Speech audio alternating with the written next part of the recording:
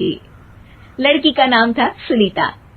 माँ का कहना था एकदम मॉडर्न बहू नहीं होनी चाहिए, लेकिन उन्हें नहीं पता था कि गांव से आने वाली बहू सुंदर सुशील तो होगी और उसको गांव से बाहर भी निकाल लाएंगे, लेकिन उसके अंदर का गांव कैसे बाहर निकलेगा। शादी के कुछ दिन बाद, माँ टिफिन तो देना जरा। बेटा अब तो स्कूल नहीं ऑफिस जाता है, माँ से नहीं अपनी बीवी से टिफिन मांगा कर। ओके माँ। सुनीता टिफिन ले आओ। एक किलो टिफिन, इसके अंदर पिस्ता डाल दिया है। पिस्ता? पिस्ता क्यों? सास जी ने बोला था ना कि आपको पिस्ता बहुत पसंद है। ओहो, मैंने पिस्ता नहीं पास्ता बोला था, पास्ता।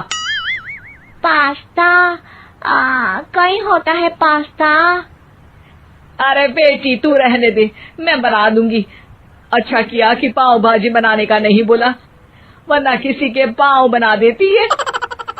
सुनीता को बुरा लगता है, लेकिन उसकी नादान हरकतें कम नहीं होती। ऐसे ही एक दिन, अरे तुमने ये क्या लगाया है? अरे आप वो फूस फूस करके लगाते हैं ना, वही। डियो? का दियो? किसको दियो? अरे वही ना जिससे खुशबू आती है। हाँ हाँ सही पकड़े हैं। अच्छा लेकर तो आना। कौन सा डियो लगाया तुमने? अभी लेकर आते हैं जी। संदीप की बात मानकर सुनीता अंदर से खुशबू वाला फुसफुस लेकर आती है। ओएमजी! ओएमजी मतलब ओ माय गणेश ना। अरे ओएमजी छोड़ो, ये खुशबू वाला फुसफुस की बात कर रही थी तुम? हाँ इसी की, फिर से सही पकड़े हैं। अरे देवी, लेकिन आप सही नहीं पकड़े हैं, ये डियो नहीं है। डियो नहीं है तो क्या लियो है? अरे ये रूम फ्रेशनर है, जिसको कमरे में छिड़कते हैं, खुद पर नहीं। कोई बात नहीं, माँ कहती थी आत्मा किराएदार है, शरीर एक किराए का कर्म। हम शरीर पे ये डाल लिए तो क्या फर्क पड़ जाएगा। अरे बहू, ओ बहू, मेरे लिए फल तो लिया, फिर मैं बाजार जाऊंगी। सुनीता अपनी सास के लिए फल लेकर आती है। अरे बेटा, पपीता, तरबूज और सेब फल ऐसे कैसे खा लूं? काट कर तो लिया। माँ जी, मेरे गांव में तो खेत से उठा के सीधा खा लेते हैं। अरे ये तेरा गांव नहीं है ना। अरे संदीप, तू ही कुछ समझा देना इसको बेटा। मैं कैसे समझाऊं माँ, ये तो माइक्रोवेव को भी भट्टी बोलती है। कल मैंने बोला हाय कैसी हो, तो बोलती है किसी को हाय नहीं लगानी चाहिए। अरे सुनीता, तेरा क्या होगा? अभी तो कैसे बताऊं माँ जी, अभी हम कुछ करेंगे फिर पता चलेगा क्या होगा, लड़का या लड़की। हे भगवान, कहाँ से आ गई ये? रामपुर से जी, आप ही तो लेकर आए थे मुझे। अरे मुझे माफ कर दो।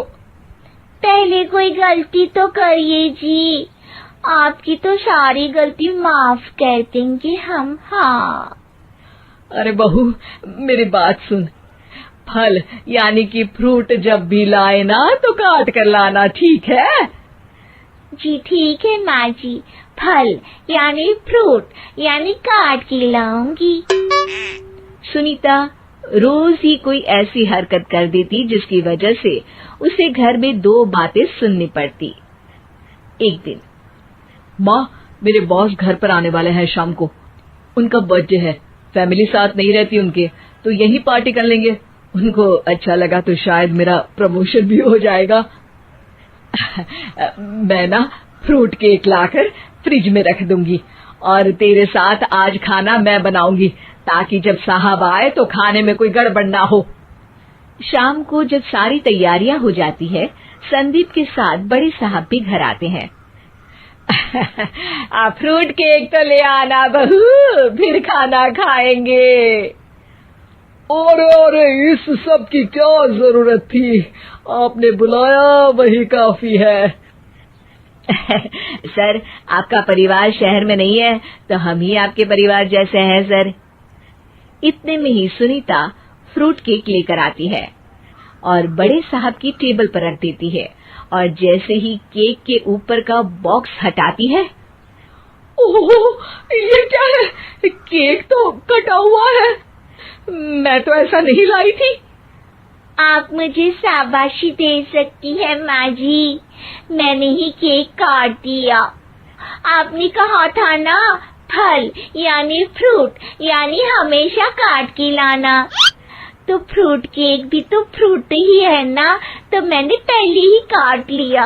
हूं ना मैं समझदार।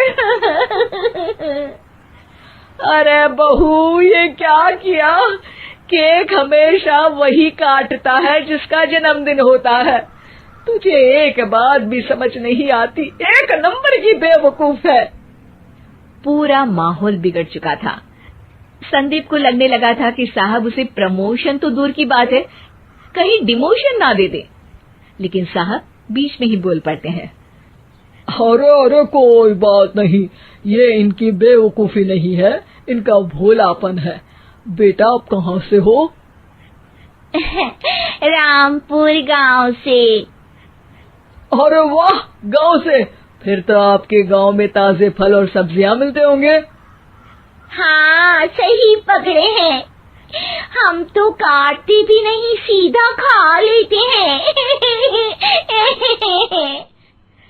मैं ना एक बार तुम्हारे गांव घूमने जरूर चलूंगा। क्यों संदीप, ले चलोगे ना?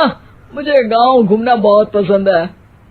बस फिर क्या था, संदीप और सास दोनों खुश हो गए, क्योंकि साहब को सुनीता ने गांव की बात करके खुश कर दिया था।